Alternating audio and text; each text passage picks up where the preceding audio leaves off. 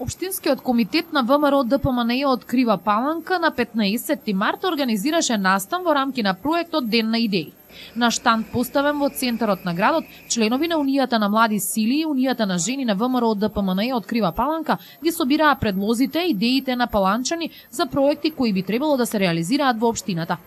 Ова е ден на идеи кој што се спроведува неколку дена. Впрочем, ова е пракса секогаш која што се креира политичката програма на ВМРО ДПМНЕ со која што ќе настапи на некои избори, во случајот парламентарните избори, ние даваме можност на граѓаните преку своји идеи, предлози и проекти директно да учествуваат во креирањето на таа програма со која што ние ќе настапиме на овие парламентарни избори. Сите проекти кои што денеска ќе бидат дадени тука на овој штанд ќе бидат разгледани од највисоките структури на нашата партија и сите издржани, односно сите остварливи проекти кои што се дадени од граѓаните ќе бидат вметнати во програмата со која што ќе настапиме на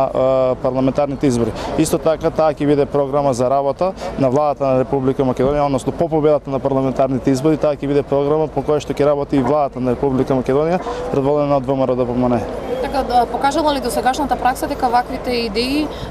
вродуваат со плод, граѓаните предлагаат? Токму така, значи искуството од минатите изборни циклуси, од креирањето на минатите програми покажаа дека граѓаните имаат одлични идеи, конкретни идеи